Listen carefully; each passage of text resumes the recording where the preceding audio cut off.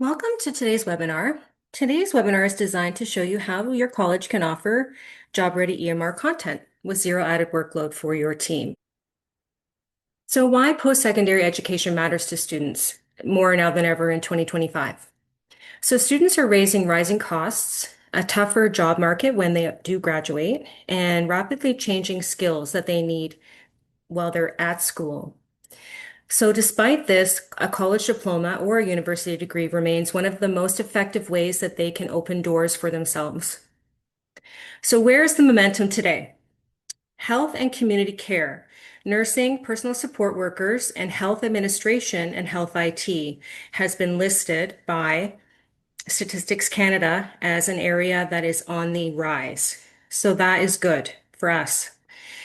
Credentials plus real world experience like co-op, placements, internships give grads an edge, as does simulation based experience while they're in college or when they're taking an online course.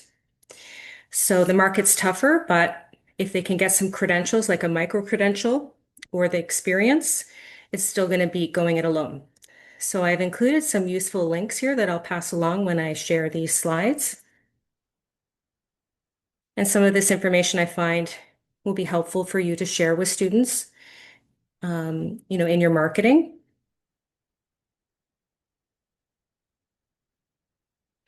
So just highlighting some of the differences here between an EMR versus an EHR and what's the difference.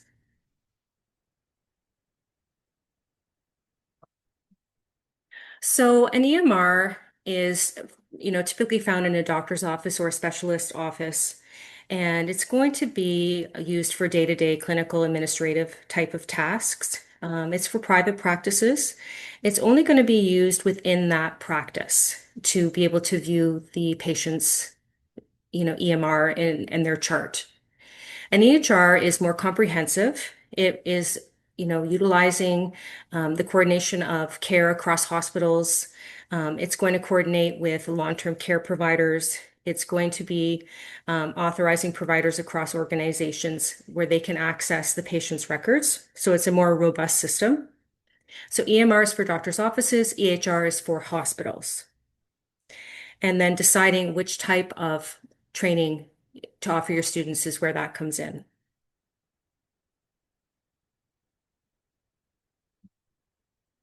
So the purpose of today is why you would white label an EMR and EHR software and training, taking a full plug and play course to market. So why you would do that is you're going to have faster time to market. So when you white label a software plus curriculum type of solution, it's going to be pre-built.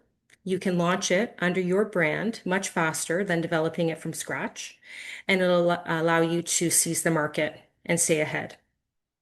It's going to reduce your development costs. Developing software courses can be expensive. It involves a lot of upfront costs, to buy all of the different, Captivate software, the various different video editing type of software, the software itself that you're going to be using, the EMR or the EHR, and developing all the training tools and materials around there for students, can be costly.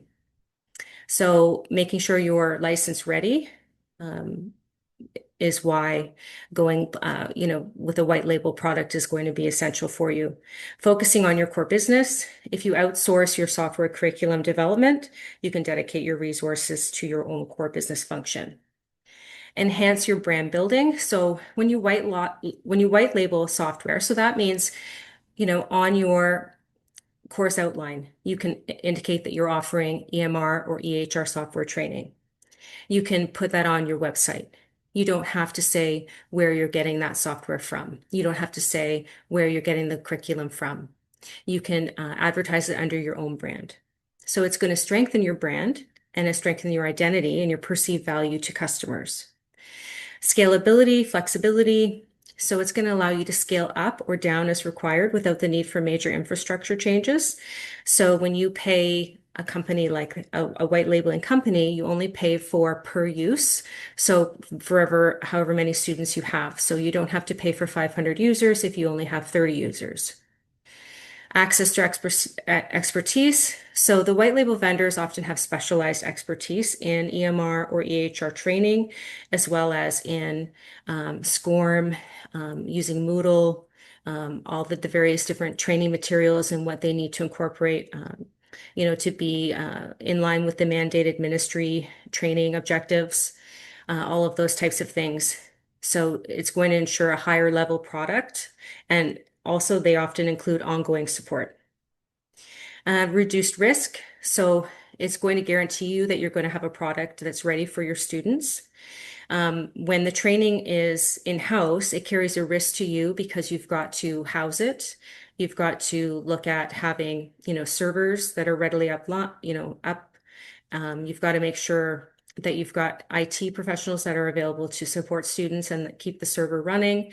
Do all of the software upgrades and updates. All of those types of things cause risks for colleges. And diversification, white label software and course packaging enables you to quickly diversify your product line. So, for instance, if you were to survey your customers and find out that they would more likely want a standalone EHR course that you could put together and offer online without an instructor, and they would pay for that, then you could quickly streamline and go over that way without, much work on your part. Or if you wanted to do that with EMR, you could do that. Or if you wanted to integrate it slowly into your existing course, you could do that. So it gives you a lot of flexibility.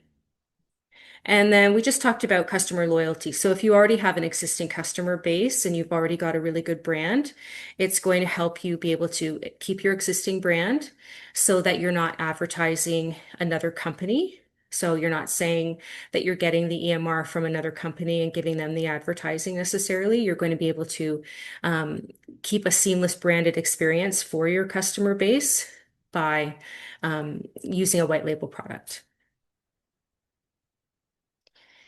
So the kinds of things that we're hearing about from customers today are inevitable budget cuts, financial losses in 2025. Many institutions are facing, layoff situations or faculty teaching in areas that are not their expertise. Just uncertainty with enrollment numbers. Government policy changes with international students are limiting ability to serve. Budgets are tighter than ever. So we're hearing that a lot. And so colleges are not wanting to take on extra fees for software or curriculum and things along those lines. And they're more apt wanting to pay fee for service. So more like if you have 30 students, then you pay a licensing fee just for those 30 that you've used so that there's no risk to the college and that there's no fees to the college for the software. They're only paying per student and not any fees for software, no fees for instructors, no fees, no annual fees, that kind of thing. So we've been doing this for about 15 years. We've delved into various different software. So we've always been doing EMR software simulation. We've now developed an EHR software simulation. We do have software that's specifically for allied health professionals as well, that it's an add-on using the Jane app. We use Acuro primarily for our EMR, but we also have an open source EMR available for US clients. And we have an educational EHR with the workflow similar to Cerner or Epic. So our job is to help new programs get off the ground or enhance programs with new health technologies and trends, bring more students through the door, graduate more satisfied students, and give local employers the competent workforce that they desire. So understanding student challenges helps you sell your program. So students may be concerned about keeping up with technology.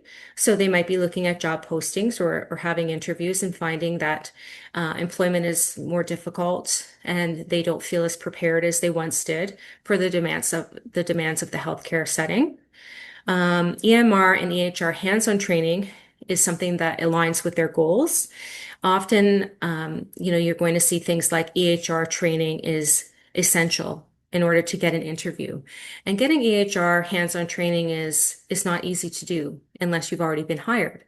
So being able to give students hands-on job experience while they're in college dramatically increases the ability for them to get a co-op experience even. And then added to their resume dramatically increases their ability to get shortlisted for the job interview. So, other individuals are already currently working in the job community and they're looking at advancing in their current career, taking on more job responsibilities.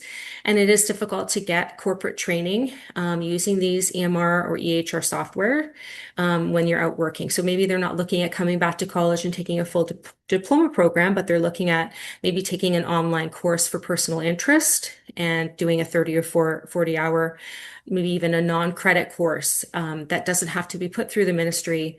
And, by offering an online course that doesn't need instructors, that can be a self-directed course that's supported educational support and technical support for students. It's a no-risk way of you being able to offer corporate training as well. So simulation-based training counts as experience on a resume. That's the main thing that I wanted to say there.